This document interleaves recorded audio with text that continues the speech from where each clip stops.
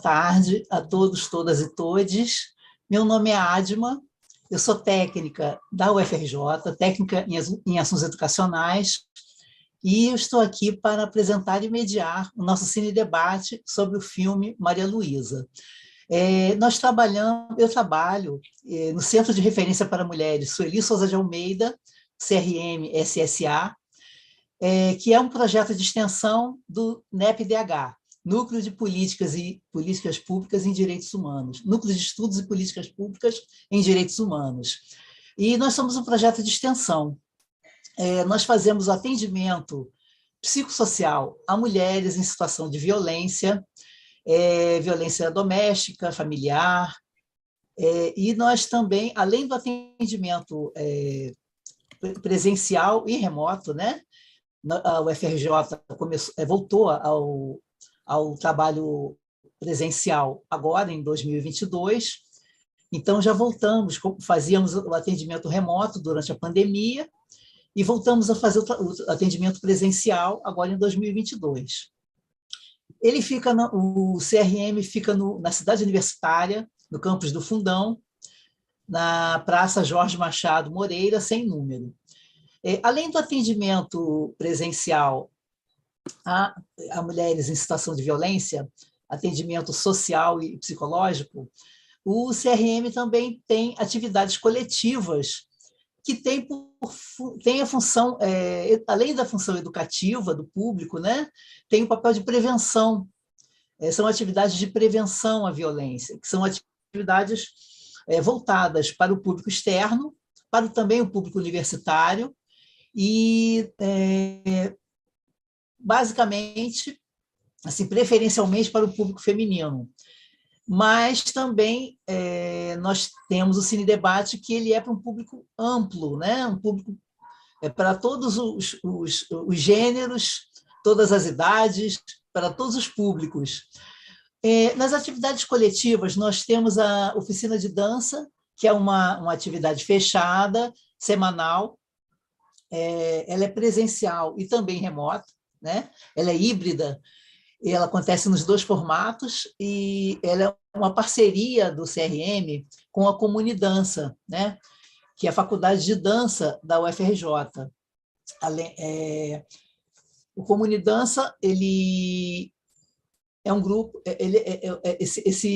o Cine ele é oferecido por um grupo fechado de pessoas, né, de mulheres que são inscritas previamente, né? Temos também, além da oficina de dança, nós temos a roda de conversa sobre o corpo feminino. É uma parceria com o Instituto de Ginecologia, e é uma atividade que também está acontecendo, acontece semanalmente, e professores do Instituto de Ginecologia esclarecem dúvidas das usuárias, né? Temos também o curso Ficha Única, de notificação compulsória de maus-tratos e outras violências, e o curso Direitos Humanos para o Atendimento ao Público.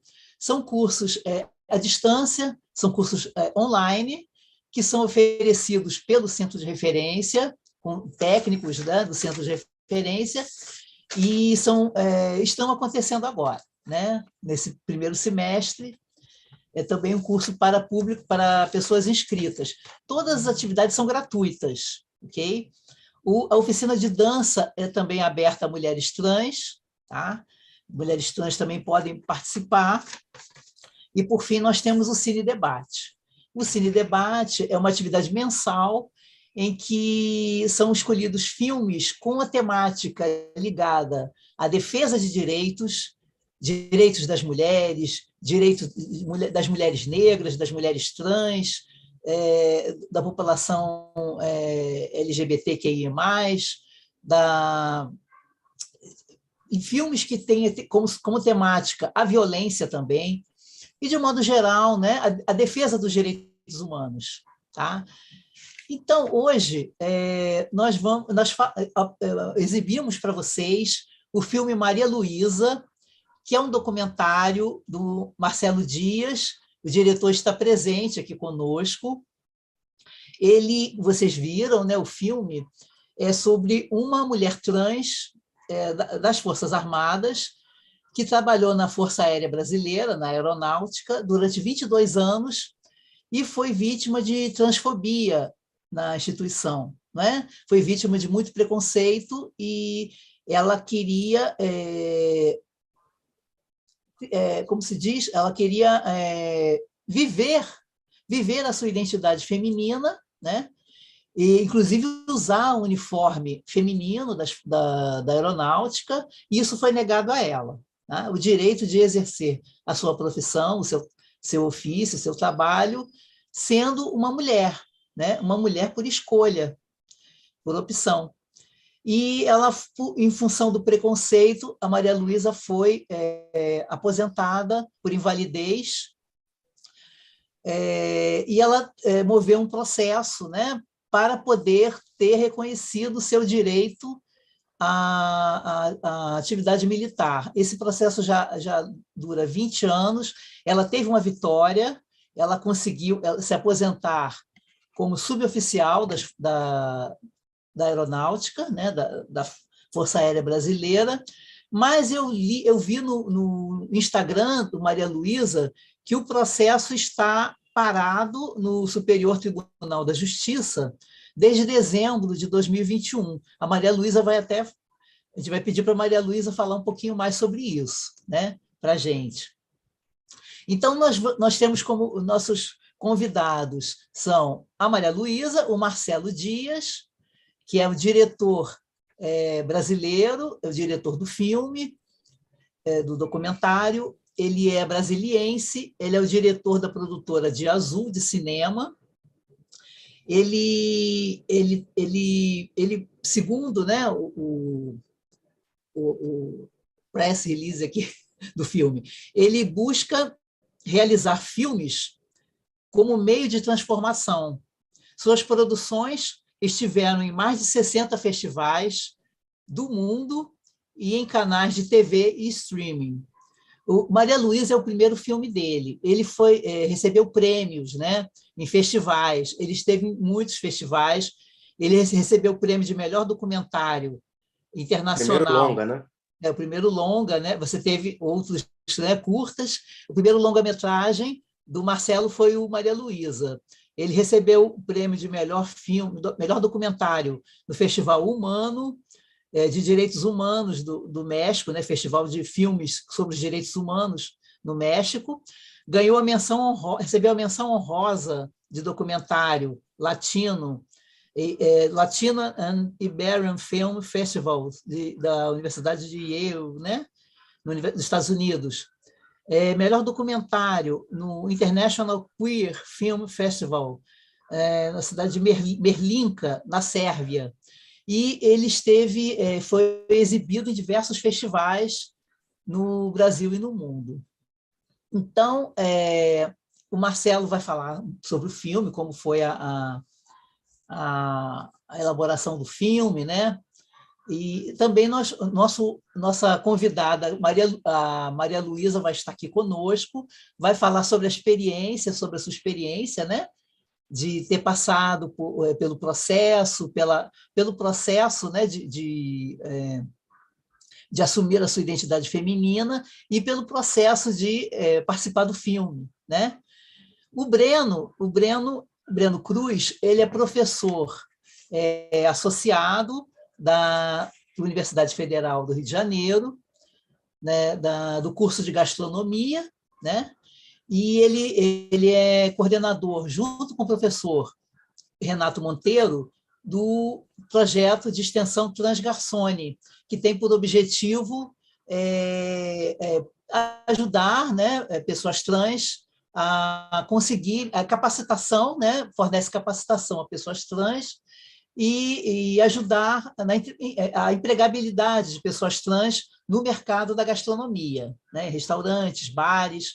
E ele vai falar um pouquinho sobre o filme que ele viu agora com a gente, ele viu conosco, na sessão aqui do Jitsi, ele assistiu ao filme, e a gente gostaria que o Breno conversasse com a gente sobre o Transgarçone e sobre o filme, né? Então, vamos primeiro convidar o Marcelo para falar sobre o filme, depois a Maria Luísa e depois o Breno. Podemos fazer assim? Marcelo? Vou Bom, fechar. pessoal, boa tarde. Eu Posso fazer uma inversão de protocolo e começar com a Maria Luísa, não? Já que vamos empoderar as Claro, pessoas Maria brasileiras. Luísa, sim, sim. Pode ser, Maria Luísa. O que você acha? Se você achar, legal também, né? Tudo bem, pode ser. Então, pronto. Então tá. Bem, eu sou Maria Luísa, eu sou uma mulher branca, eu tenho cabelos castanhos, compridos, eu estou vestindo, eu uso óculos, eu estou com uma blusa rosa bem clarinha, de gola branca,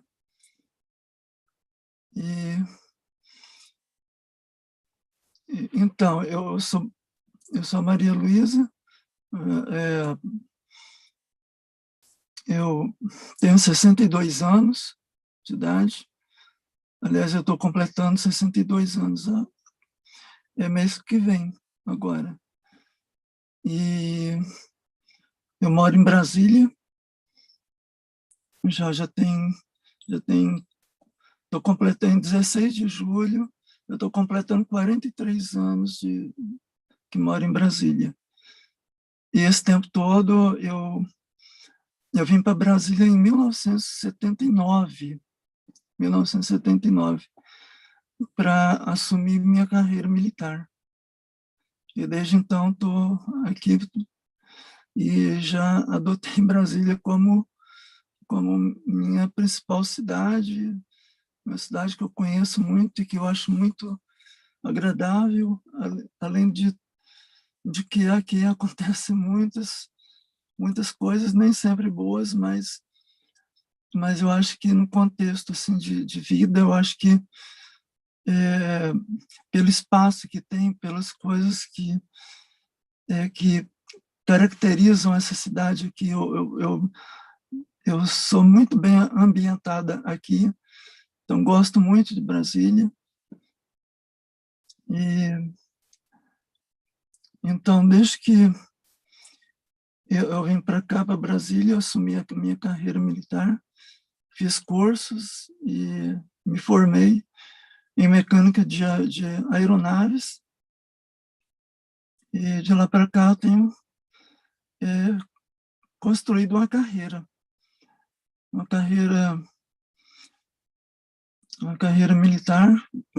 Primeiro foi de infantaria, eu fiz vários cursos, e depois eu me especializei na mecânica de aeronaves e trabalhei com motores de aviões, os diversos modelos de aeronaves, entre eles Xingu, Bandeirante, aviões Brasília,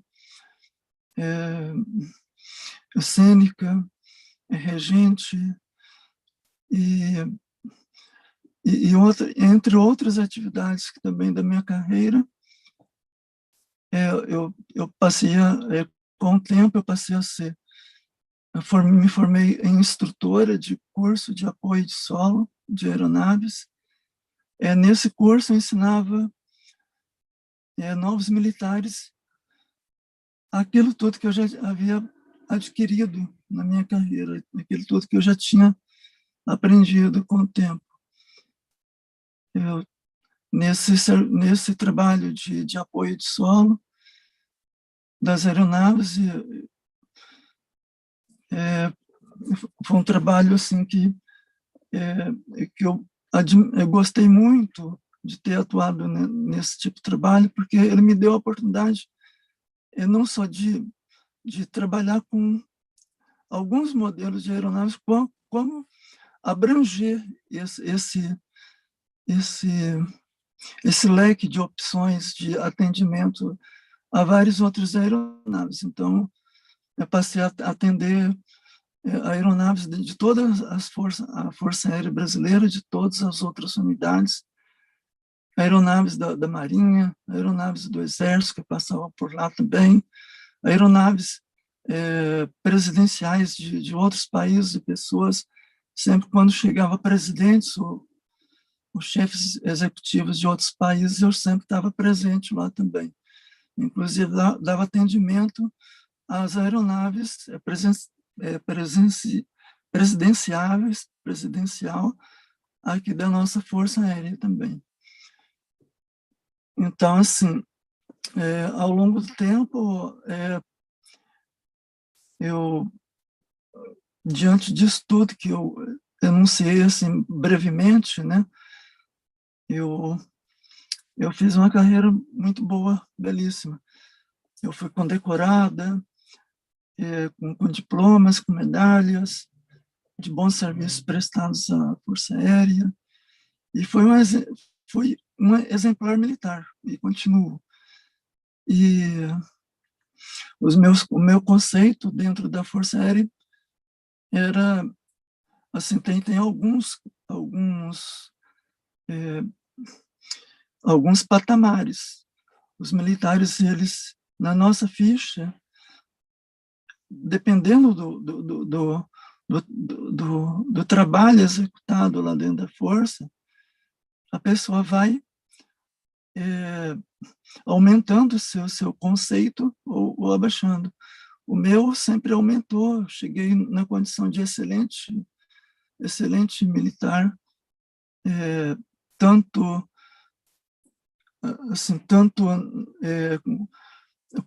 considerada como militar mesmo, como uma pessoa, como uma questão própria do militar, como profissionalmente também. E então eu tinha essa carreira militar. Eu desde criança, eu sempre fui ligada muito à questão assim de voo, né, principalmente de aeronaves. Eu observava muito os pássaros voando. Quando passava uma aeronave assim no céu, eu corria para o quintal para ver essa aeronave e sempre ficava sonhando que quando eu crescesse eu iria trabalhar com aviões. Essa era a minha vontade. Então, quando eu fui crescendo, eu vi a oportunidade chegar quando eu percebi que eu poderia ingressar à Força Aérea e trabalhar não só como militar, mas realizando aí também aquele sonho também que veio desde criança, de trabalhar com aviões. Então, consegui realizar esse sonho. Esse sonho, eu posso dizer assim que ele durou assim por 22 anos, e até o momento em que eu resolvi assumir a minha condição de gênero. A partir desse momento que eu assumi minha condição de gênero, eu comecei a ter problemas lá dentro. Os problemas não são meus, os problemas são daqueles que não... Quando eu percebi que alguns não estavam... não iam me deixar fazer esse processo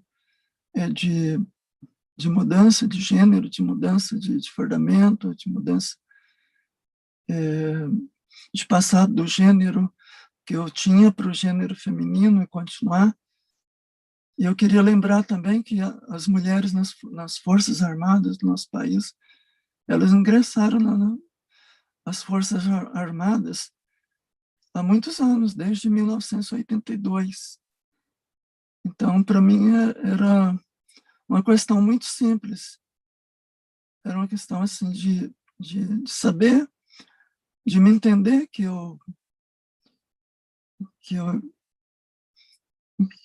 assim eu desejava esse momento para mim, que era importante para minha vida, de assumir a minha identidade, mas que eu continuaria seguindo minha carreira militar.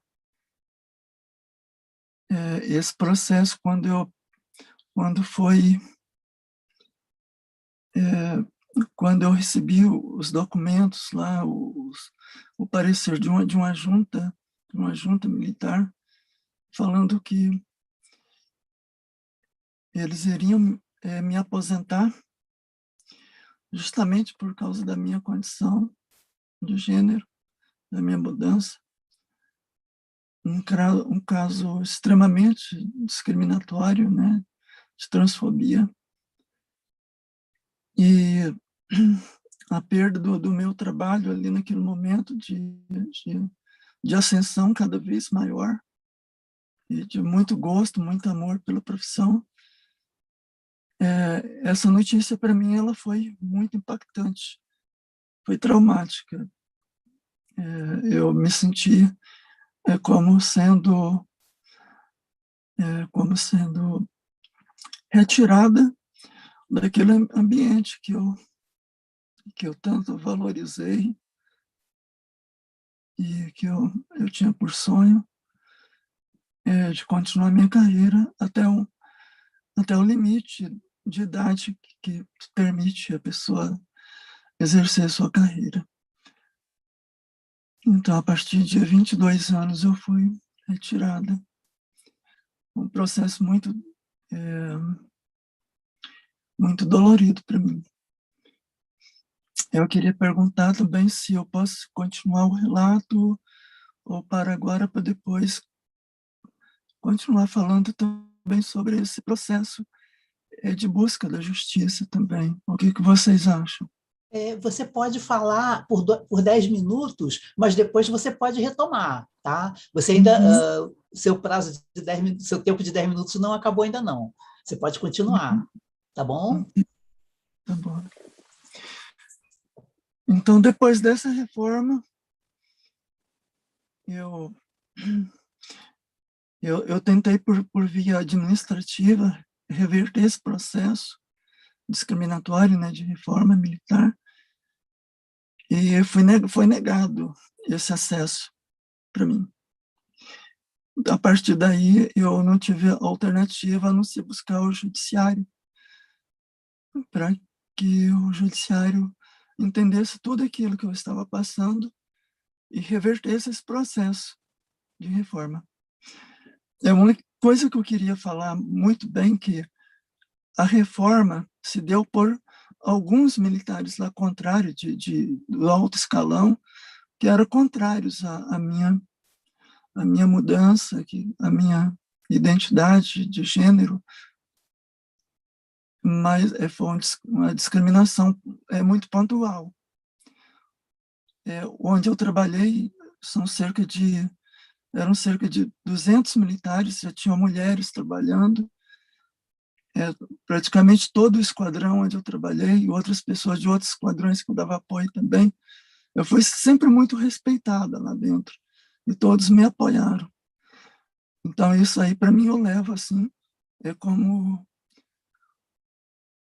assim, uma coisa muito dentro de mim, dentro do meu coração, esse apoio que eu tive e que eu estou tendo até hoje desses colegas de farda, tanto mulheres e homens militares, em que eu trabalhei por esse tempo todo. Então, assim, então eu constituí um advogado, abrimos uma ação judicial, e nessa ação primeira, ela pedia a revogação daquela reforma, e que a justiça ela determinou essa minha volta à atividade, às minhas atividades militares,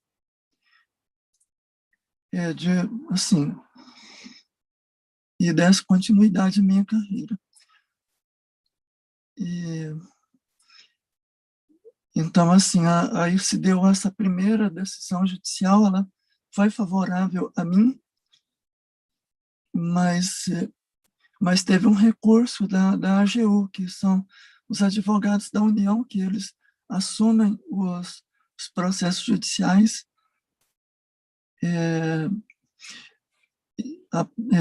assim, das Forças Armadas.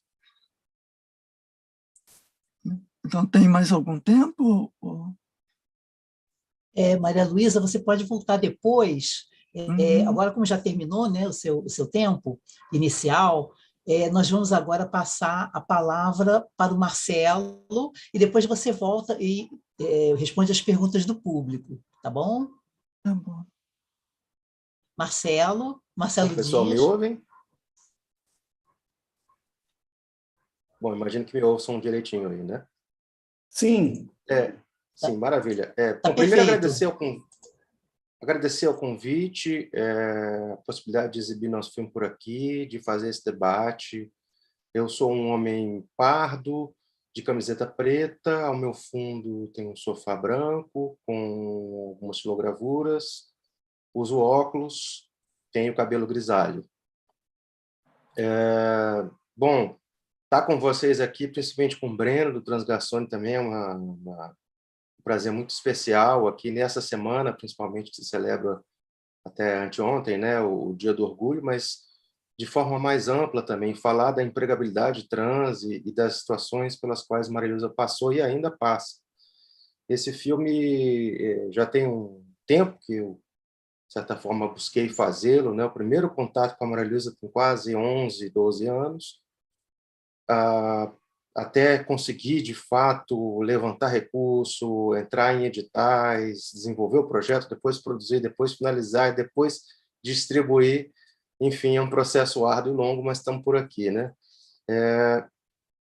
Ao mesmo tempo, falar dessa história agora, nesse momento que a gente está vivendo no país, no mundo, mas por que não dizer aqui no Brasil, né, um desempoderamento de uma série de identidades, e para a gente do audiovisual, da cultura, principalmente para mim também, que milito nessa área há bastante tempo, através principalmente do documentário, é uma honra, uma oportunidade muito especial estar aqui com vocês por esse canal na UFRJ, né? Eu morei um bom tempo no Rio, tenho um afeto muito grande pela cidade, então queria também saudar a todos os colegas que estão por aí, que são também da UFRJ, são do Rio, de certa forma estão participando, mas também os que estiverem por outras cidades. Então, eu ia dizendo que esse filme ele começou lá atrás, né? O primeiro contato com a Maria Luísa surgiu inicialmente através das matérias aqui do Correio Brasiliense, quando o caso dela se transformou num caso público. Foi o Correio Brasiliense, o primeiro jornal que trouxe essas notícias, e a partir dali eu consegui um contato pelo próprio Correio Brasiliense, um pouco na cara de pau mesmo, consegui através do jornalista que fazia mais as matérias, que era o Marcelo Abreu, o contato da Maria Luísa. Então, liguei para ela, assim, muito... Na época, o caso dela estava muito em outra etapa, mas liguei para ela muito motivado assim, a tentar entender e conhecer melhor essa história, né? E disse a ela, olha, Maria Luísa, eu sou cineasta, eu tive aqui um pouco de contato com a sua história através da mídia e tal, queria muito te conhecer e ver a possibilidade, de repente, quem sabe, no futuro, a gente fazer um filme contigo. Ela ficou meio receosa ali, me ficou assim meio desconfiada, mas ao mesmo tempo muito receptiva e marcou logo na sequência, acho que na mesma semana, me convidou para ir até a casa dela e aí tive a oportunidade então de conhecê-la. E nessa primeira conversa eu achei que ia ser uma conversa como geralmente é, um primeiro contato com personagens e com histórias, no máximo 2 horas, 1 hora e meia por ali, mas a gente ficou umas 6 horas conversando, né? Eu cheguei era no início da tarde e saí da casa dela de noite. E ela me contou muita coisa. Foi uma situação assim muito, muito forte. Eu realmente fiquei bastante abalado assim no dia. Eu lembro que foi difícil até dormir. Enfim, foi a minha vontade de contar essa história, de dar voz a ela e tudo. Mas algumas coisas me marcaram muito nessa conversa, além do carinho dela, de receber com biscoitinhos e tudo mais, ali suco, refrigerante. Marilisa sempre foi muito carinhosa, muito afetuosa, assim, ao receber as pessoas, sabe? Isso aí é uma coisa sempre muito importante de dizer. E, e aí ela me perguntava, olha, interessante essa ideia do filme, mas quem poderia fazer meu papel? E aí eu achei aquilo tão curioso, porque, bom, não falávamos tanto de empoderamento trans ou de pessoas LGBTQIA+, ou, enfim, empoderamentos diversos, né? A gente, naquela época, estamos falando de mais de 10 anos. Não que não houvesse, mas não com essa potência que tem hoje. Então, ela ficou realmente assim muito receosa. Eu falei, não, Marisa, eu queria que fosse um documentário com você, contando a sua própria experiência, narrando a sua história em primeira pessoa. E aí ela ficou bem, assim, se colocou muito tímida. Oh, mas eu sou tímida, não sei se é para mim esse negócio de cinema. Eu falei, Marisa, tem que ser você. Acho que pensa com calma, vê aí se você acha que realmente poderia, mas eu acho que você pode, eu acho que tem que ser você. E a minha ideia é muito de fazer um cinema de transformação, como veio aí a fala no início, tem a ver também com esse processo, né? Para nós, para mim, inclusive, mas para ela, para quem está por perto, para quem está atrás, na frente das câmeras, depois quem vai assistir, como algo realmente que traga, convide a gente a uma reflexão maior. Então, esse processo de fazer o filme também foi um processo de muita transformação para a própria Maria Luísa, né? Eu acho que hoje ela está bem menos tímida do que ela falava aí para mim que ela era nas primeiras vezes que a gente se encontrou. E aí eu lembro que desse dia eu perguntei, Marília, você é top e tal? Ela ficou de pensar, mas ela deu aquele sorriso, né? E o sorriso para mim foi meio que sim, assim, né? Olha, acho que ela vai topar. E, enfim, aí ficamos amigos, conversamos por muito tempo, foi um bom tempo de pesquisa, um universo que era muito novo para mim, não apenas o universo trans, mas estamos também falando do universo militar e também falando do universo católico, que aí sim eu tinha uma conexão maior, mas militar e trans pouco, né? Principalmente militar. Então, bom, me aproximei muito de tentar entender melhor esses universos e tentar entender o que se passou com a Maria Luísa, buscar pelo filme, né, respostas ao que aconteceu, o que faz com que Maria Luísa ou Marias Luísas não possam estar nas suas funções de trabalho que escolheram. A Maria Luísa não virou militar porque teve que se alistar, alguma coisa assim. Não, foi uma escolha. Ela pode certamente falar muito melhor disso. A paixão pela aviação ela sempre teve, desde criança. E a oportunidade de trabalhar nas Forças Armadas, particularmente na aeronáutica, foi uma grande oportunidade para ela, né? Na FAB. Quem viu o filme deve lembrar da cena que ela reconhece os sons ali dos aviões que passam perto da casa dela. Quem não viu, fica aí o spoiler convidativo, tipo, spoiler convidativo, né? Enfim, o pessoal que não assistiu pode assistir através do site do filme, inclusive, mariluisafilme.com.br. Vocês podem ver as várias plataformas que o filme está disponível. Uma delas é uma plataforma gratuita, que é o itauculturalplay.com.br. É só criar um cadastro, é super, super simples. Inclusive, vai ter acesso a uma curadoria de filmes brasileiros de altíssima qualidade. Então, super indico também. Então, ela sempre teve essa paixão muito grande por aviação, tinha esse talento nato, desde criança desenhava muito, depois mais à frente, quando estava nas forças, participou de muitos treinamentos como como é que fala, instrutora, né? Na época foi instrutora de muita gente que passou pela base aérea aqui em Brasília. Inclusive desenhava muito dentro desse processo de treinamento, muitas coisas ela trouxe, e a gente, então, no filme, trouxe um tanto a subjetividade dela também por esse traço do desenho, da pintura e de como ela coloca esse mundo no papel, né? E como estamos falando aqui no momento também de empregabilidade, eu acho que é muito interessante trazer a reflexão, o questionamento de que Maria Elisa perdeu o emprego, né? Naquela situação em que ela foi retirada da ativa por ser considerada inapta, incapaz, exclusivamente por ser uma pessoa trans. Aquilo fez com que ela fosse retirada do seu trabalho, como ela bem colocou, por 22 anos. E aí, vejam bem, a Maria Luísa teve vários diplomas, medalhas, elogios, inclusive de presidente. Ela pode ter dado esse detalhe, e tudo isso na ficha constante, na ficha dela, né?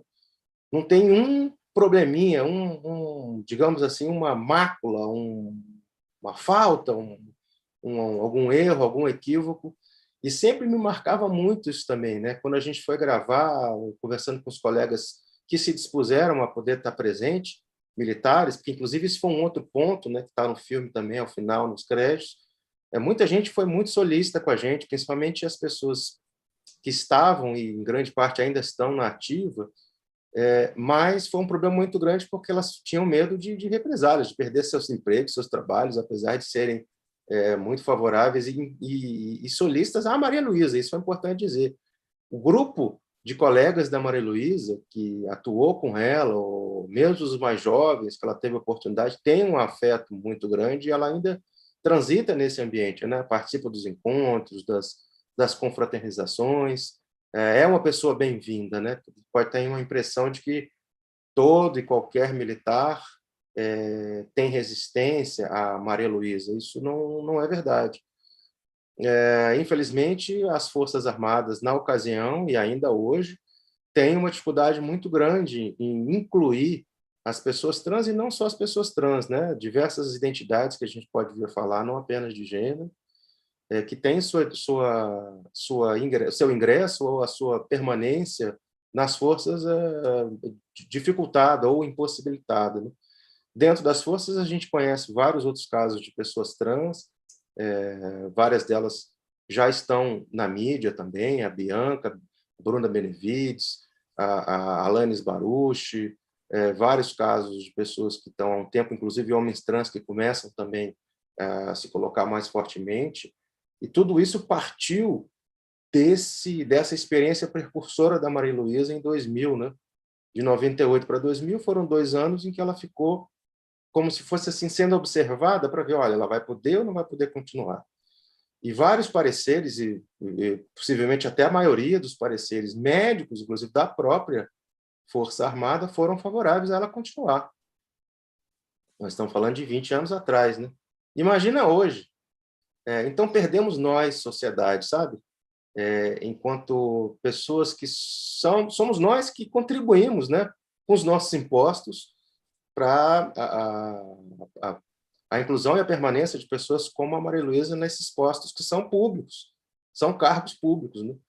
Então, perdemos nós. Eu, infelizmente, assim, fico também muito sentido de ver que talvez as Forças Armadas podem, quem sabe, em breve, temos esperança, para aproveitar a palavra esperança, aqui que tem um contexto muito forte agora, de que novos tempos venham, que, de fato, pessoas como a Maria Luísa, como outras Marias Luísas, possam, de fato, ser acolhidas, e, mais do que isso, ser um sonho que a gente tem. Eu falei algumas vezes com a Maria Luísa isso. Quem sabe no futuro, né, as Forças Armadas não fazem ali uma solenidade para a medalha de 30 anos, que ela teria direito nas Forças Armadas para receber a medalha de 30 anos, resolver de vez a questão jurídica dela, porque o STJ, através do ministro Herman Benjamin, e depois do colegiado de 5 ministros, unanimemente votaram favoráveis a Maria Luísa, claramente colocando, inclusive o ministro Herman cita claramente que ela foi, sim, vítima de preconceito. Para nós, inclusive, o maior prêmio, né? Ele cita o filme, inclusive, como prova disso, e comenta da carreira do filme em festivais. Mas, infelizmente, recursos da União, o processo vai e volta, e principalmente a questão da lentidão jurídica do nosso país para casos como esse, que talvez sejam vistos como não tão importantes, né? Uma pessoa fica aí há décadas aguardando uma solução, e ela foi, pelo ministro e pelo colegiado de ministros, pelo STJ, considerado, então, não só vítima de preconceito, como, sim, deveria ter acesso não só à nova patente, que ela tem hoje já na identidade militar. Ela era cabo Maria Luísa, hoje ela é suboficial, a mais alta patente que ela poderia chegar se tivesse continuado na ativa, mas também deveria ter o salário referente a essa patente, inclusive pelo parecer do STJ, inclusive retroativo. Ela foi multada em vários momentos, porque conforme um acordo com a Justiça, ela ainda ocupa um apartamento funcional aqui das Forças Armadas, e as pessoas imaginam, puxa, um apartamento funcional em Brasília, no plano piloto, que beleza. Não, na verdade, ela está num apartamento bem pequenininho, no quarto andar de um prédio sem elevador, sem, enfim, muita infraestrutura, mas ali muito orgulhosamente e ocupando, sem dúvida, muito bem o local, cuidando, inclusive, muito bem do imóvel, talvez como muitos e muitos não cuidam.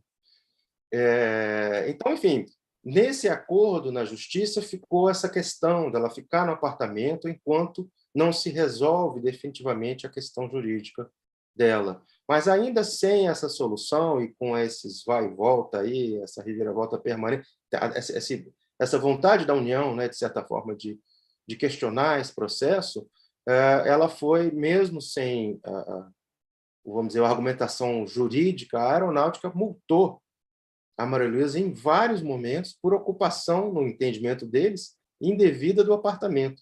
Ora, se a própria Justiça disse que ela deve ficar no apartamento enquanto não se resolve, por que a aeronáutica vai multá-la enquanto ela está no imóvel funcional a qual ela tem direito? Então, é óbvio que é uma perseguição. E mais do que a gente pode imaginar, mais complexo ainda, porque ela foi não só multada, mas a multa, no caso dela, ela não recebe um boleto para pagar a multa, né? Ela recebe um desconto no soldo, no salário. Então, ela não tem nem opção de não pagar. Então, esse parecer do STJ, ele previa a devolução de todas as multas, com correção, a promoção devida que ela sempre mereceu, inclusive financeira. E eu acredito muito que, no futuro, a gente possa, enquanto sociedade, cobrar das forças que pessoas como ela tenham também não apenas a reparação profissional, mas a reparação humana, né? Que ela foi vítima de uma violência. É muito importante dizer isso aqui. Ela foi vítima de violência e que esse lado ainda não foi tão discutido, né, do ponto de vista jurídico, mas se no futuro isso vier a ser, certamente novidades virão. Muito obrigada, Marcelo. Nós vamos agora apresentar...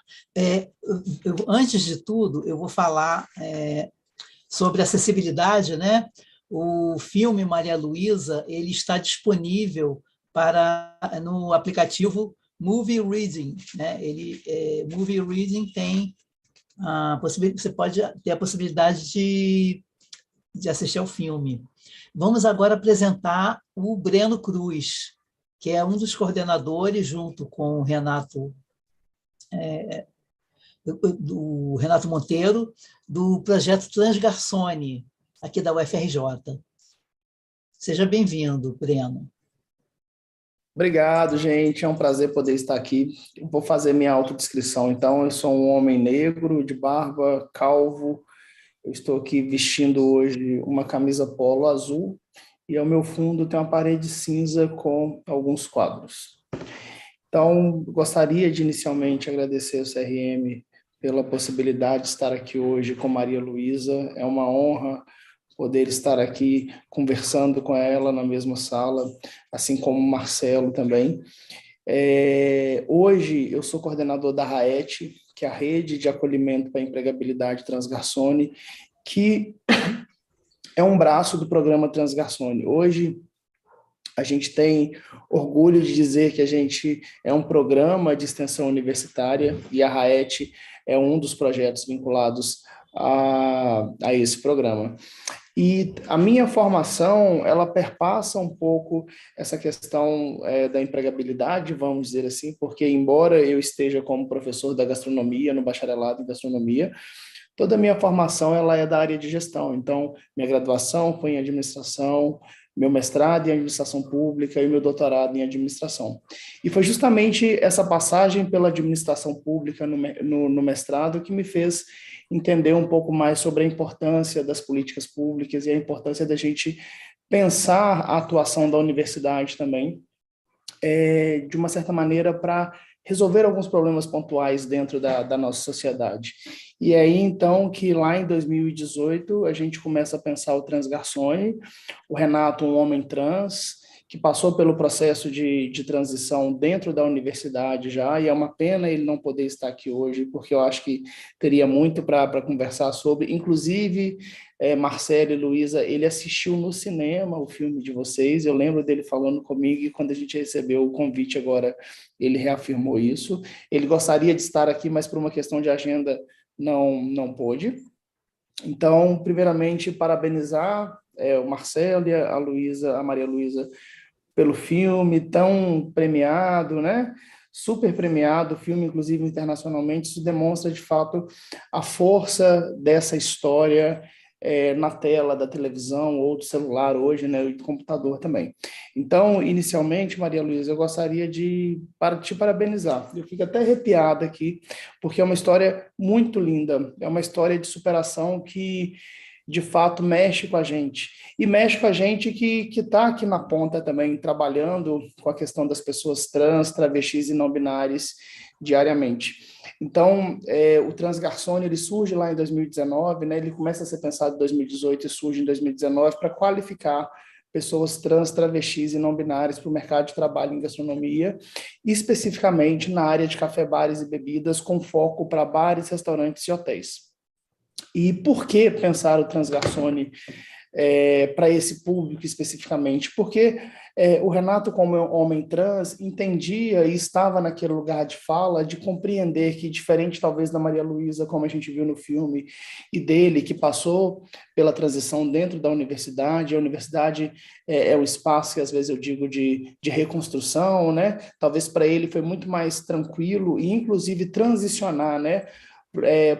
Para um papel do homem numa sociedade machista que a gente vive, talvez tenha sido muito mais tranquilo, né? E são outros tempos também.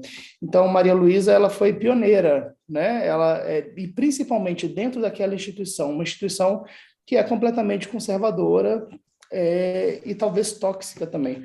Eu digo talvez porque eu não vivo lá, né? Mas eu imagino, porque você foi aprisionada, e isso está claro para mim no filme, né, que foi uma prisão que você sofreu durante aqueles dias. Imagino como que deve ter sido dolorido. Hoje, o que a gente faz, enquanto programa de extensão na UFRJ, é justamente buscar esse sentimento também de pertencimento à sociedade. Porque o Transgarçone, sim, por meio do curso, ele ensina as técnicas relacionadas à mixologia, que são os drinks, né? Questões técnicas relativas à cerveja, ao vinho, ao atendimento ao cliente, a questão da higiene de alimentos e questões básicas relacionadas à hospitalidade, mas mais do que isso, a gente traz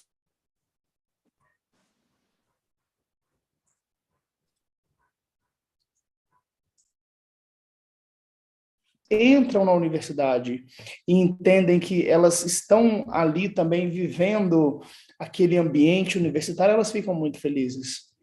E para além da questão do emprego, a gente tem a questão da educação. Existem pessoas que voltaram a estudar depois, lá na primeira turma, né, em 2019, quando foi finalizada. A Rafaela é uma dessas histórias. A própria Maia, que depois foi contratada também, ela voltou a estudar. Depois ela passou num curso de gastronomia numa faculdade e voltou a estudar. Então, é muito sobre entender que esses corpos, essas trajetórias, essas histórias de vidas, elas precisam ser visibilizadas. E é exatamente o que o Marcelo fez quando ele conta a história da Maria Luísa, né? E é o que a gente tenta fazer do lado de cá, enquanto programa de extensão universitária, que é mostrar que essas pessoas existem, mostrar que essas pessoas querem trabalhar e mostrar que elas só precisam de uma oportunidade para que elas possam trabalhar. Então, hoje, a nossa rede de acolhimento para a empregabilidade Transgarçone, que eu sempre falo RAET, né, que é a sigla, a gente trabalha muito nessa perspectiva do acolhimento, para que situações como da Maria Luísa não possam ser revividas dentro do ambiente do trabalho daqueles empregadores que nos procuram. Então, sempre quando meu WhatsApp chega uma mensagem, ou pelo Instagram, que a gente que a gente tem esse canal muito efetivo. Quando eu bato papo com o empregador, eu falo exatamente sobre a importância do acolhimento, que acolhimento não é dar a possibilidade da vaga do emprego. Acolhimento significa, muitas vezes, segurar na mão daquela pessoa e trazer aquela pessoa para o convívio também. Eu digo muito que talvez não tenha sido o caso do Renato e da Maria Luísa, que é um processo de ressocialização. Por que ressocialização? Porque muitas pessoas, elas acabaram saindo da escola por sofrerem violências físicas e verbais, elas saíram do convívio da família, porque principalmente as famílias conservadoras não acolheram, não aceitaram, e ficaram, de uma certa maneira, à margem da sociedade. Então, quando eu falo de ressocialização, a gente está falando justamente de um processo de você, enquanto empregador, entender que essas pessoas, elas precisam de um olhar mais atencioso. Então, a primeira coisa que a gente discute é justamente a questão do acolhimento, da importância dessas pessoas serem acolhidas por esse novo local de trabalho. E, adicionalmente, a gente aborda questões que são questões muito específicas, como a questão do uso do uniforme, do pronome de tratamento e, principalmente, do uso do banheiro. É óbvio que a gente entende hoje que existe, eu particularmente prefiro entender assim, né, que não é sobre surfar na onda da temática trans ou da diversidade, mas quando uma empresa nos procura, e a gente, quando eu falo empresa, eu não estou falando de multinacional, eu estou falando de restaurantes, de bares, de hotéis, e aí talvez hotéis, sim, existam grandes hotéis, como já contrataram recentemente, como é o caso do Prod, aqui no Santos Dumont, do lado do aeroporto, ou então do Grand Hyatt, que vai começar na semana que vem com um aluno nosso. Então, assim, quando eu falo de empresa, geralmente são pequenas empresas, são bares ou restaurantes que contratam. E esses bares e restaurantes que contratam, a gente prefere pensar que, de fato, eles querem inserir essas pessoas. Até porque quando a gente pensa historicamente a gastronomia também, principalmente em sala de aula, a gente percebe que existe muitas pessoas LGBTQIAP+, dentro da sala de aula também, nas cozinhas. E quando eles nos procuram, a gente fala sobre acolhimento e a gente bate um papo tanto com o empregador como com a pessoa também, porque não é sobre ser trans ou cis, é sobre o comportamento da pessoa. Então, as pessoas podem se vender muito bem na entrevista e depois, no dia a dia, não ser exatamente aquilo que foi vendido. Da mesma forma que o empregador pode se vender bem para a gente também, a gente achar que eles são super massa e depois a gente verificar que não é um espaço que de fato acolhe as pessoas. Então, hoje, a gente está muito feliz porque a gente já conseguiu colocar no mercado de trabalho 27 pessoas no decorrer desses 3 anos, e considerando que a primeira pessoa foi Rochelle lá em março de 2020, e só depois de 18 meses que a gente conseguiu colocar a segunda pessoa, que foi Maia, num restaurante com estrela Michelin aqui no Rio de Janeiro, que é o La Salle, a gente conseguiu, então, basicamente, 25 contratações nos últimos 10 meses, mais ou menos. Então, a gente está super feliz com esse reaquecimento também da economia, né? Não da economia, mas da reabertura das casas, dos restaurantes, e essas pessoas sendo contratadas, então. E colocá-las à frente, no salão, é muito interessante, porque você chega na Casa Camolese, que é um restaurante super chique aqui no Rio de Janeiro, no Jardim Botânico, tem Afrodite. Você chega no Bottega, tem Rochelle como hosts, que é a nossa embaixadora. Você chega em outras casas, existem pessoas trans trabalhando no salão, como o Min, que é o ajudante do garçom e da garçonete, né? E como garçom e garçonete também. Então, é basicamente isso. Estourei meu prazo aqui, já estou vendo aqui, e fico muito feliz de poder estar aqui com vocês e poder falar um pouco mais sobre empregabilidade. E corta meu tempo, senão eu continuo falando. Não, Breno, tinha mais 1 minuto ainda. Obrigada, Breno. Bom, agora nós vamos passar as perguntas de vocês para os nossos convidados. Nós temos aqui a pergunta da Luciana Rocha, é uma pergunta para o Marcelo. Marcelo, é importante você tocar onde estão as outras Marias Luísas? Onde estão todos? Por que precisam ser invisibilizados? E quando visibilizados, são estereotipados? Exatamente. Como é que é o nome dela que fez a colocação? Luciana Rocha. Luciana Rocha, olha, excelente participação.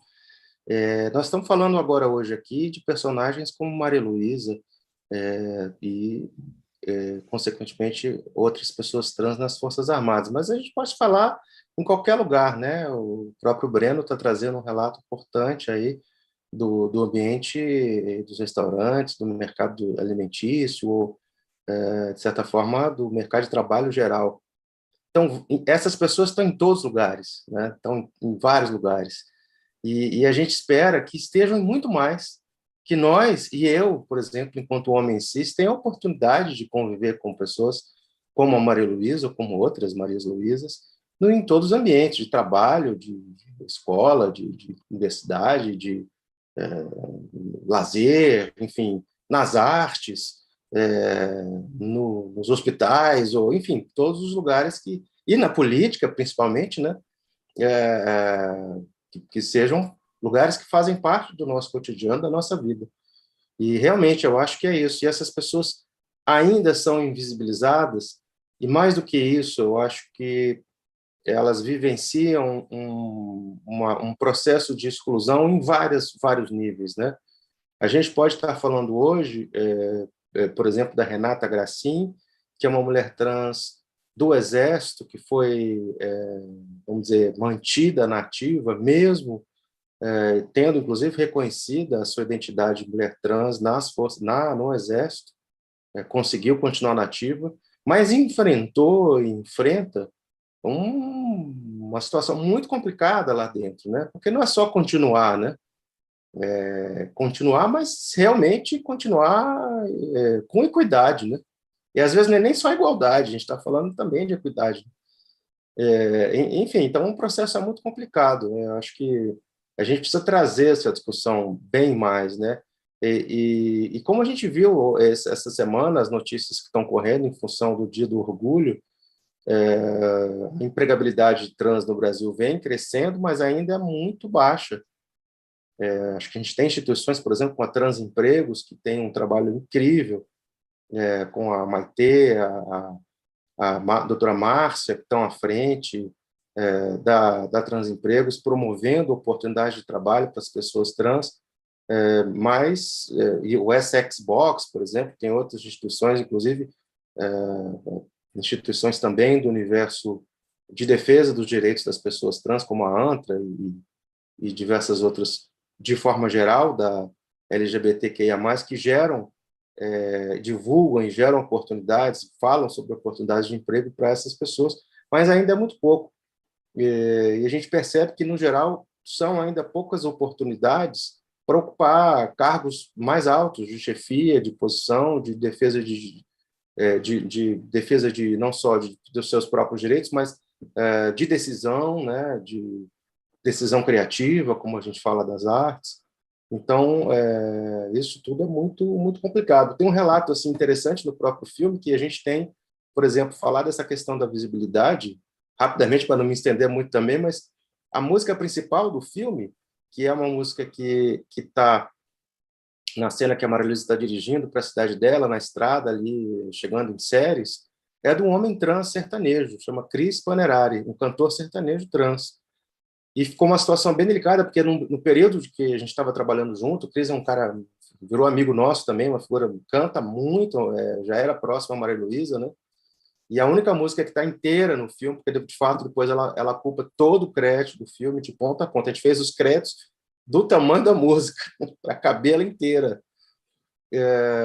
Então, tudo isso também foi pensado. E o Cris é um homem trans, mas na ocasião ele não queria e não podia se colocar muito abertamente como uma pessoa trans, porque também no meio sertanejo existe uma resistência muito, muito, muito grande, talvez até maior do que em outros lugares. Então, a gente tinha uma presença muito importante, criativa, na equipe do filme, e não podíamos falar sobre isso. Você imagina que situação, né? Então, enfim, acho que a colocação muito bem-vinda e pertinente. Eu agradeço a participação.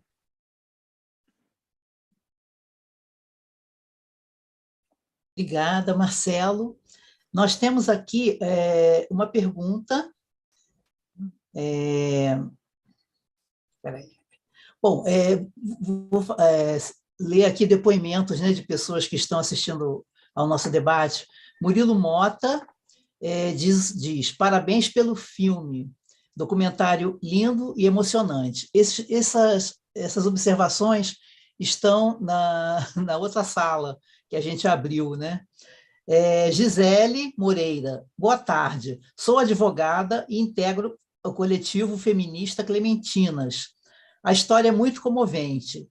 Fiquei chocada com a postura da FAB e por terem prendido a Maria Luísa no hospital do Rio e ameaçado a Maria Luísa, né? Tem aqui uma pergunta para a Maria Luísa. A Luciana Rocha, ela pergunta, Maria Luísa, como foi o processo de contar a sua história no documentário? Creio que tenha mexido em muitas caixinhas dentro de você. Quer falar sobre isso, Maria Luísa? Sim. Vou fechar aqui.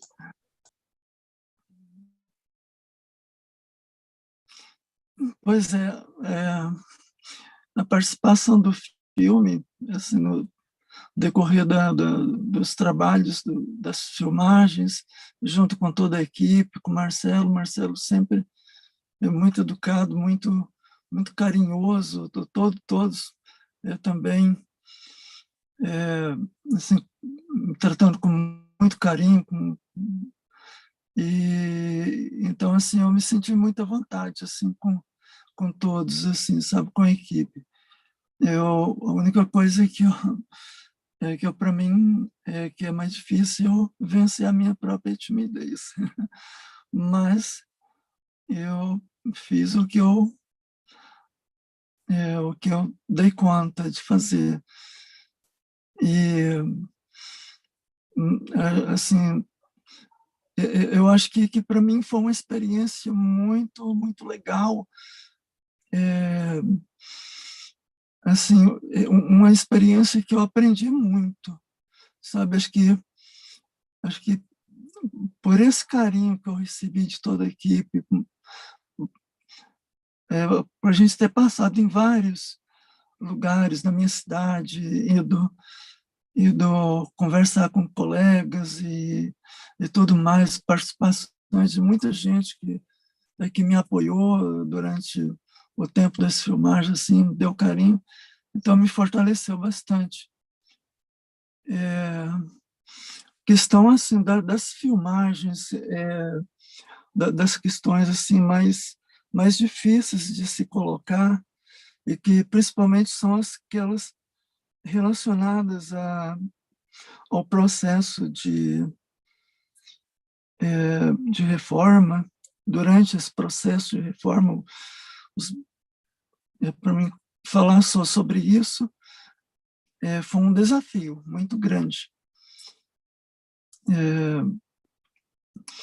Mas eu acho que é necessário a gente se colocar, não deixar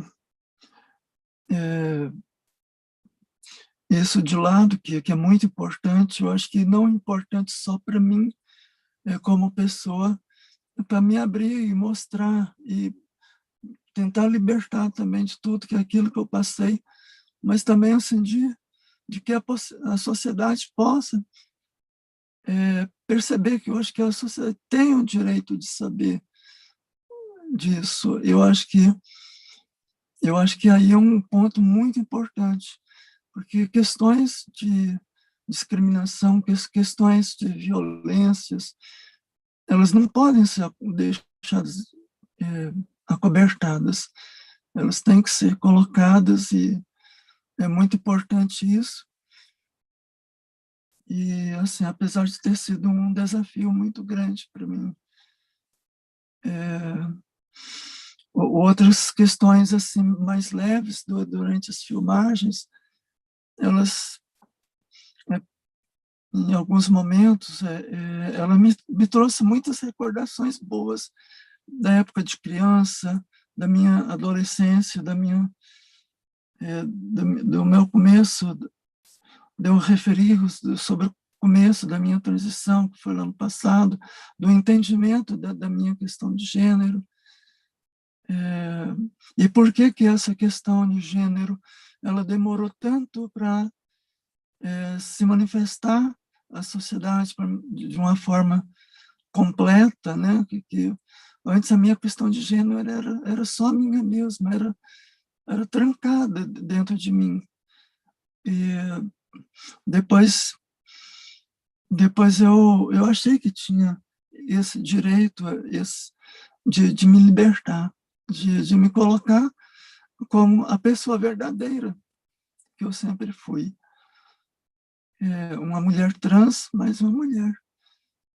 E em qualquer contexto, civil, militar.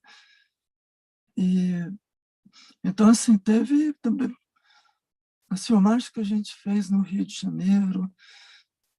Eu nunca havia visitado o mar.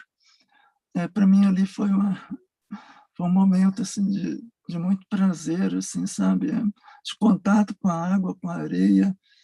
Ali numa cidade que sempre inspira as pessoas, sempre me inspirou também. A visita ao Cristo Redentor, eu como uma pessoa religiosa, pessoa católica, toda a minha família é, e assim, visitar o Cristo Redentor ali, para mim foi uma experiência muito fortificadora para mim, assim, sabe? E naquele momento, assim, que eu sabia que espiritualmente eu iria sair dali renovada e com muita força, assim, para mim enfrentar todas as outras barreiras que eu tenho pela frente. Como a vida da gente, ela acho que em todo momento da vida que a gente experimenta, a gente sempre vai encontrar barreiras. Hoje eu ainda passo por uma barreira muito importante também, que é muito básica, a questão do direito de finalizar um processo que já me garantiu, o meu direito, infelizmente não garantiu a minha volta à ativa, por causa de tantos recursos que a justiça permite, que eu acho que precisa de haver uma sensibilização do judiciário em relação a isso, porque eu continuo ainda sendo vítima, enquanto não terminar isso. O Marcelo falou muito bem, eu acho que com minha timidez, aqui eu não consegui me expressar muito bem, assim, acho que por conta disso, mas o Marcelo falou tudo por mim. Agradeço muito a ele, assim, ele já me conhece muito, a minha história, e assim, a gente tem sempre se conversado, e ele é muito participativo em tudo isso que eu estou passando, toda essa dificuldade que ainda vivencio até hoje. Então, sou muito grata a ele. Então, é isso aí. Maria Luísa, a sua história foi contada por você. Então, você contou, você narrou a sua história, você se empoderou dela. Então, você pode até ser tímida, sim, mas conte para você essa história de que realmente você soube contar a sua história para a gente, porque eu te conheci por meio da sua história, você falando. É lógico que o Marcelo fez esse caminho para você contar, né? Mas você contou, é a sua voz do começo ao fim. Então, empodere-se desse lugar de realmente que você conta a história também, porque realmente foi o que você fez. Obrigada, Breno. Obrigada pelas palavras. Olha, Luísa, nós temos várias perguntas aqui para você. Nós temos a pergunta do Murilo Mota, ele gostaria de perguntar a você como está a sua vida hoje, né? Seu dia a dia, como é que você se sente no cotidiano, né? E as injustiças que você sofreu, né? Como você se sente agora? Como uma vitoriosa? Olha,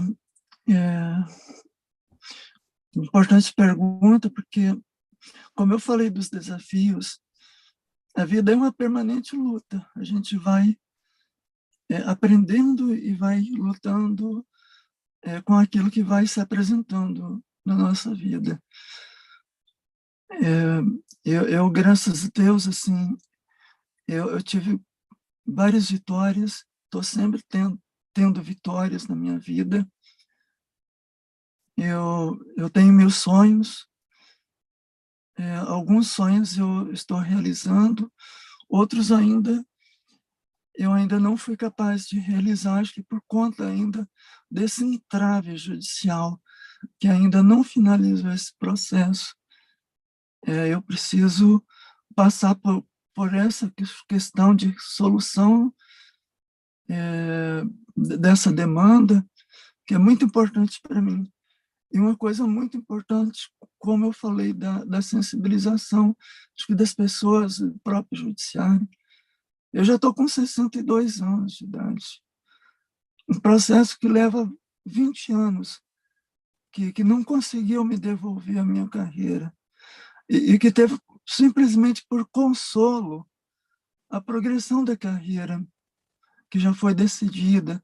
Hoje eu já estou promovida ao posto que eu conseguiria, até se eu tivesse continuado minha carreira, o judiciário reconheceu isso, que eu não posso ser prejudicada, então me deu essa promoção, essa ascensão, que é uma coisa merecida, uma coisa merecida. Mas precisa colocar um ponto final nisso, né? Eu preciso levar minha vida daqui por diante. Eu pretendo ainda ver uma solução para isso na minha vida. E então, assim, eu tenho conseguido, assim, superar também essa angústia, assim, de ainda não ter concretizado isso, de muitas formas. Eu acho que a questão religiosa, a questão espiritual minha, eu posso até tirar a questão religiosa, mas espiritual minha, eu tenho crescido muito.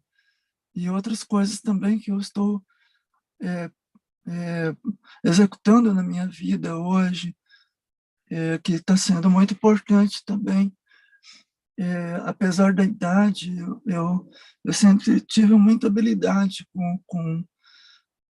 até mesmo por esse contato com mecânica de aeronaves, mecânicas de equipamentos, por direção dentro da Força Aérea mesmo, dentro de viaturas da Força Aérea, e eu sempre tive muita habilidade. E hoje eu resolvi fazer uma atividade que está me trazendo muito prazer também, que acho que está me ajudando muito mentalmente. Agora eu virei piloto de corridas de automóveis. Hoje eu estou inicialmente correndo por campeonatos de kart, e apesar da minha idade, mas eu tenho uma habilidade e eu estou gostando, estou tendo um resultado assim que eu não sabia que eu ia conseguir tanta performance assim, sabe?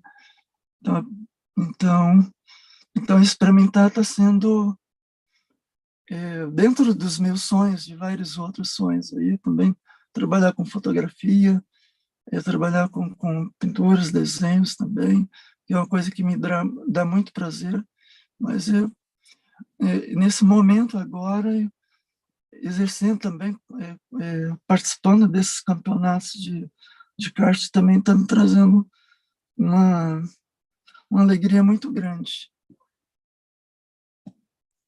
Muito obrigada, Maria Luísa.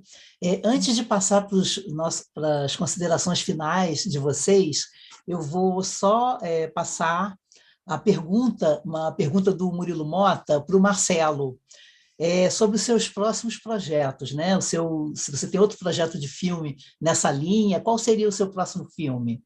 Você pode dizer para a gente? Oi, Murilo, tenho sim, tem alguns projetos que estão em andamento, mas tem um que está mais perto de ser filmado, que se chama O Vento Vai Reagir. Aliás, convido vocês a visitar também a página que está começando a ser, aos poucos, gerada ali, @O Vento Vai Reagir, O Vento Vai Reagir. Basicamente, o que é? É um filme que a gente apresenta o encontro de duas mulheres, uma mulher de quase 80 e uma outra de 40, indígena, a partir do Vale do Javari. Curiosamente, nossa protagonista era muito próxima ao Bruno, que infelizmente foi brutalmente assassinado. Esse projeto é muito anterior a essa situação. Então, a gente propõe um encontro. A minha parceira de jornada é a própria Delvair, digamos, que é a antropóloga desse processo, que tem 80 anos, e foi uma das responsáveis pela demarcação da terra do Vale do Javari, até citada pelo Poçoelo, né, recentemente no Roda Viva, programa Roda Viva da TV Cultura.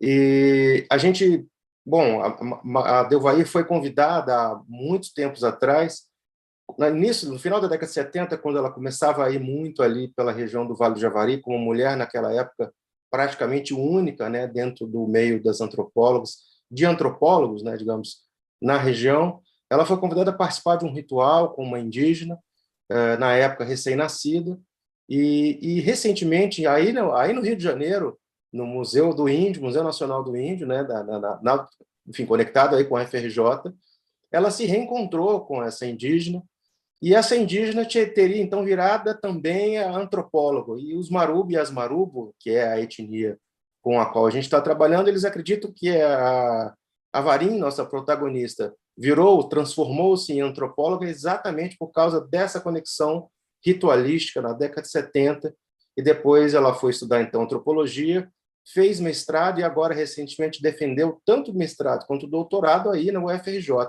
Então, é uma das primeiras indígenas, não só mestres, mas também doutoras, na UFRJ, especificamente da etnia Marubo. Então, esse filme tem esse encontro de duas almas, experiências diferentes, e nós vamos com as duas até a aldeia onde elas se conheceram, ali no Vale do Javari, mas, de certa forma, enfrentando tudo isso que a gente está vendo agora, enfim, na mídia, toda essa história muito difícil de defesa dos direitos dos povos indígenas, mas querendo trazer também uma palavra de esperança, uma palavra de solidariedade a essas mulheres e às pessoas e aos povos indígenas de forma geral, né? Uma Amazônia que talvez elas vão visitar uma Amazônia, digamos assim, nas suas memórias, né?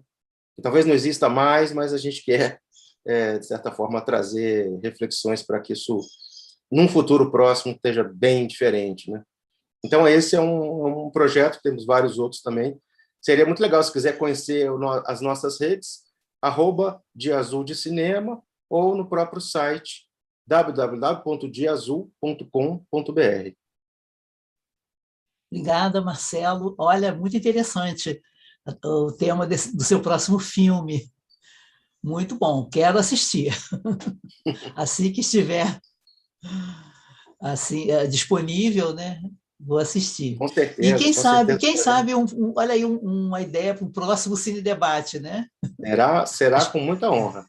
As protagonistas são mulheres, vai ser muito bacana. Gente, agora, infelizmente, o nosso tempo está acabando. Eu vou pedir, assim, só para vocês fazerem suas últimas considerações finais. Maria Luísa, se você quiser falar mais um pouquinho, Marcelo, Breno, tá? Podem fazer suas considerações finais antes de nós terminarmos o nosso debate aqui, que foi maravilhoso, foi muito bom. Maria Luísa? Tá certo. Então, eu queria agradecer a todo mundo, né? O Breno Cruz, Marcelo Dias e todos vocês que nos ajudaram, né? Chamaram a gente para esse convite tão bacana. E todas as pessoas também que estão assistindo a gente também. Então, fica meu carinho, meu afeto, e assim,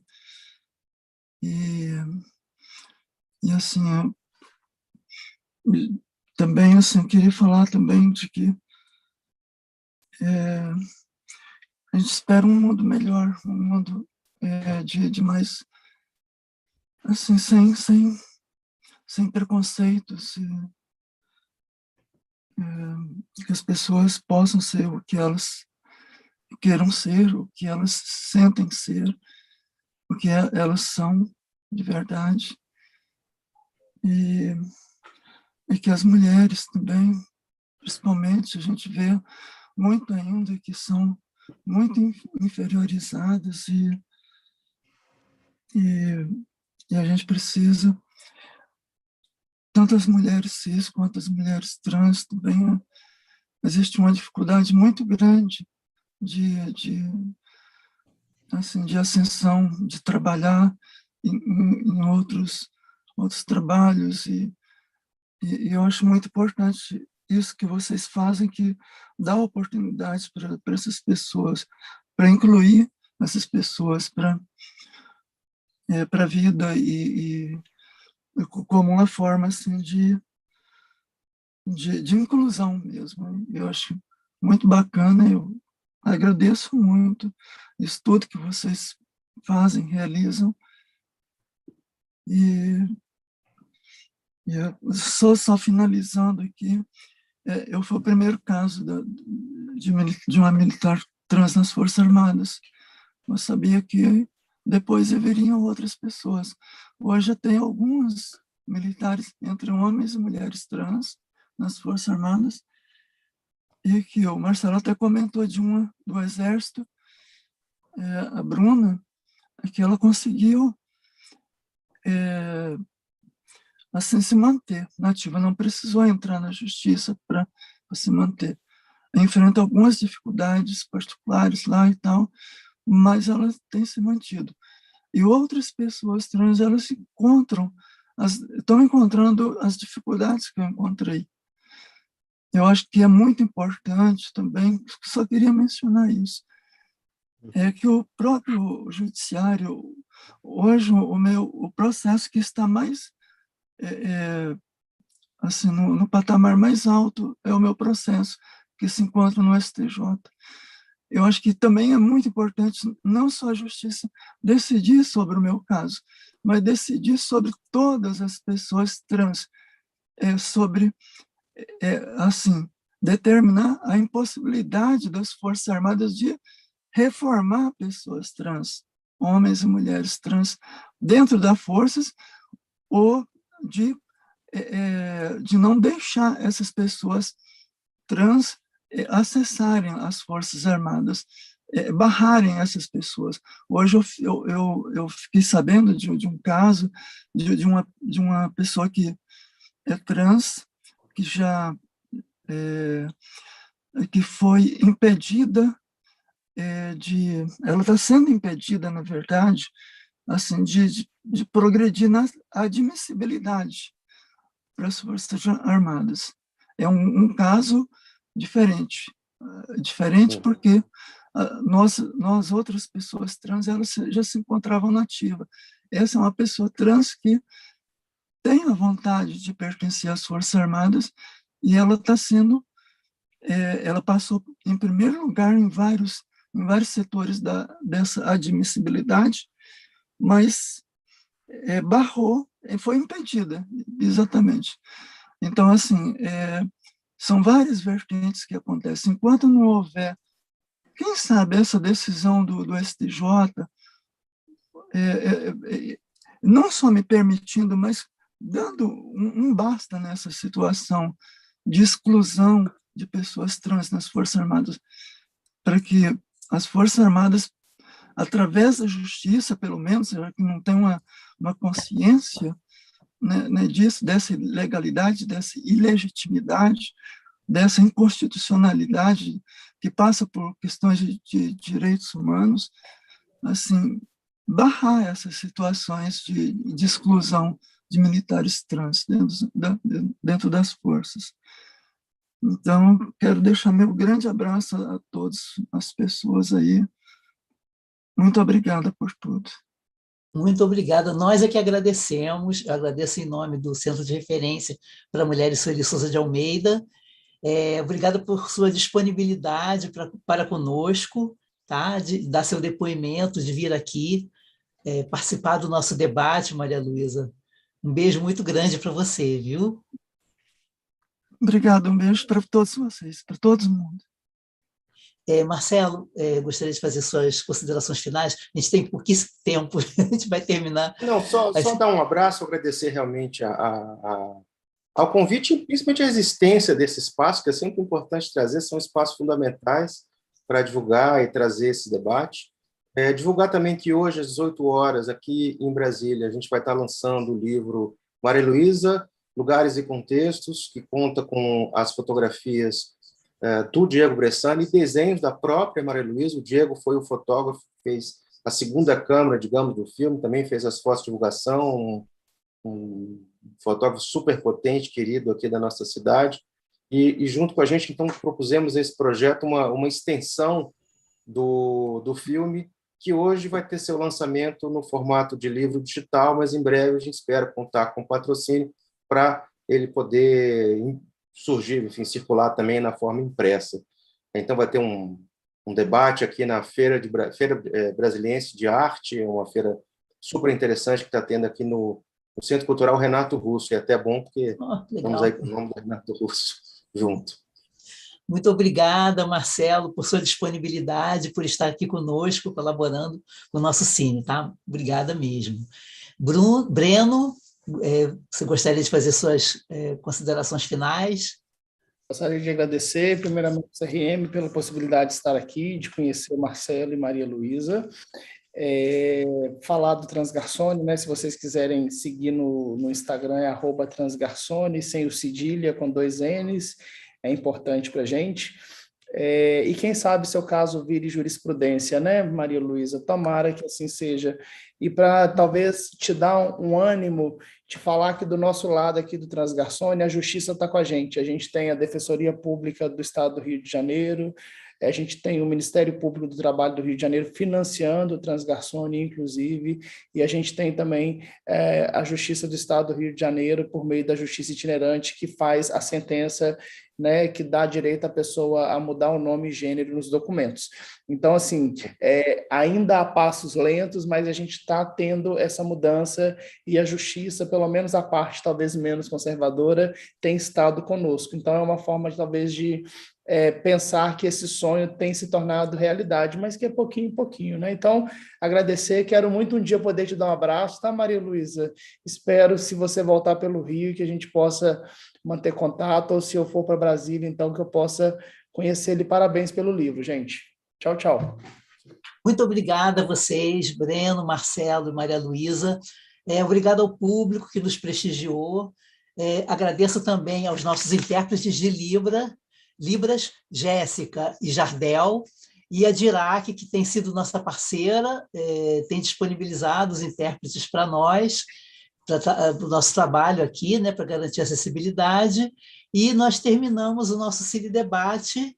Espero que vocês tenham apreciado muito, como eu apreciei, eu adorei estar com vocês aqui, e o filme é maravilhoso, Maria Luísa. Então é isso, gente. Uma boa tarde para vocês, tá? Tchau, tchau.